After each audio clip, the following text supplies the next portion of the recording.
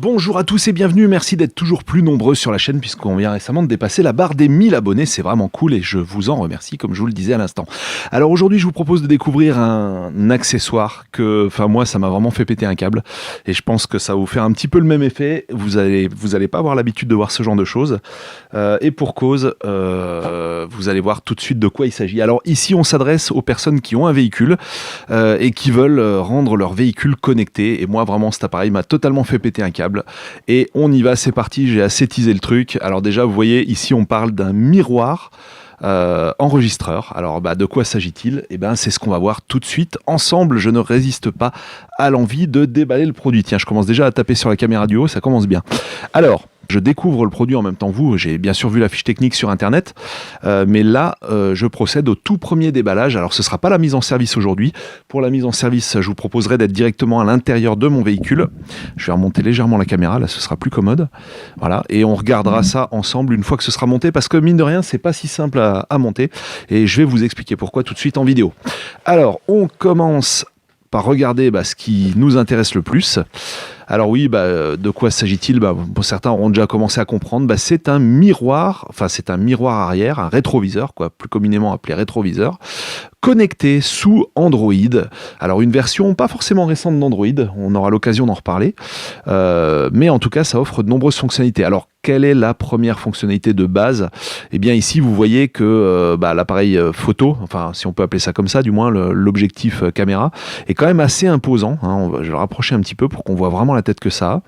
Et il est orientable pour qu'on règle ça vraiment au mieux, histoire de s'en servir de dashcam. Alors ça va avoir deux fonctions, et ça je vous verrai ça plus en détail lorsque je l'utiliserai. Alors déjà, première chose, les vidéos que j'ai pu voir sur internet prises avec cet appareil sont pas déconnantes du tout, c'est quand même une sacrée bonne qualité, donc je vais voir si dans la pratique il en est de même. Alors on va pouvoir enregistrer déjà les derniers instants. Ça va garder en cache, je suppose, les derniers instants enregistrés en cas d'accident pour pouvoir se repasser le film, entre guillemets. Et l'autre fonctionnalité, ça on va le voir tout à l'heure, c'est qu'on va pouvoir insérer, si on le souhaite, une carte SIM, puisque ce modèle est vraiment connecté jusqu'au bout. En fait, finalement, c'est un téléphone portable fondu dans un rétroviseur de voiture. Alors, on va mettre sa carte SIM, alors je sais pas, oui c'est là, c'est marqué SIM, on va mettre sa carte SD aussi à côté, eux ils appellent ça TF, certains pourront nous donner la traduction dans les commentaires, personnellement je ne l'ai pas.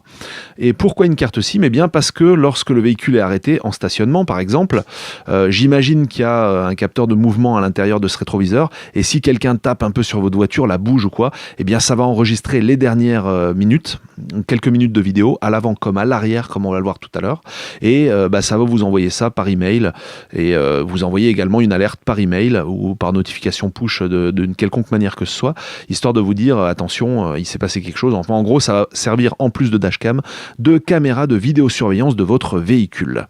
Alors ensuite, on a ici le haut-parleur, j'imagine, qui doit peut-être bien donner quand même, histoire de d'étouffer les bruits ambiants de la voiture. Ici, on a une touche de reset, l'autocollant du constructeur qui témoigne pas d'une grande finition, qui est collé à moitié de travers, et l'écran, j'aimerais quand même bien le mettre en service, histoire de voir avec vous ce que ça donne. Bon, il y a un gros bouton power sur la base. Alors évidemment, il faudrait peut-être éteindre la torche, histoire de bien voir ce qui se passe. Ça commence bien, avec des gros flashs. Bon, et j'imagine qu'il n'y a plus assez de batterie. Alors on verra ça lors du test. Hop, on se refait quand même un petit démarrage. Ouh, ça sent l'appareil HS d'origine. Bon, alors ça c'est un autre sujet qu'on verra plus tard. Alors sinon, non, Android démarre. Ouais, le petit bug graphique là au début, j'ai pas tellement apprécié. Bon, on verra si ça continue sur la durée, mais ça m'inspire pas super confiance. Bref, pendant que ça démarre, on va regarder d'autres caractéristiques de ce rétroviseur d'un autre type. Alors, on va trouver à l'intérieur de la boîte différentes choses. Ici, je suppose que ça pourrait être, en tout cas la connectique ressemble beaucoup à une antenne GPS. C'est ça en fait, c'est marqué dessus. Voilà, donc on a une antenne GPS qu'on va pouvoir disposer sur son pare-brise, histoire de capter au mieux le signal. Qu'est-ce qu'il y a ? Il clignote plus, lui ? Non. Alors ensuite, à part cette antenne GPS, il y a quand même des choses intéressantes, plus intéressantes même. Bon, on a ici le chargeur allume-cigare. Voilà. Et voilà, surtout ce que je voulais vous montrer quand je vous parlais de caméra arrière, eh bien on a une caméra arrière étanche. Alors évidemment là ça va pas forcément être de l'installation aussi simple que de brancher une vulgaire prise allume-cigare. Pour le coup, là il va falloir bricoler un peu, c'est-à-dire qu'il va falloir passer ce câble jusqu'à l'arrière du véhicule, si possible dans les parois esthétiques capitonnées à l'intérieur du toit, enfin sous le toit. Et alors comment ça marche ça? On va avoir donc une troisième fonctionnalité au niveau de l'écran dont je vous ai pas encore parlé, c'est la fonctionnalité caméra de recul. Et oui, on va pouvoir utiliser donc l'écran, l'espèce d'écran de smartphone qui a été intégré dans le rétroviseur pour pouvoir voir ce qui se passe à l'arrière de son véhicule quand on souhaite se garer, par exemple. Alors à savoir que cette caméra de recul va pouvoir marcher aussi avec la dashcam ou avec la caméra de vidéosurveillance, comme je vous l'avais expliqué tout à l'heure.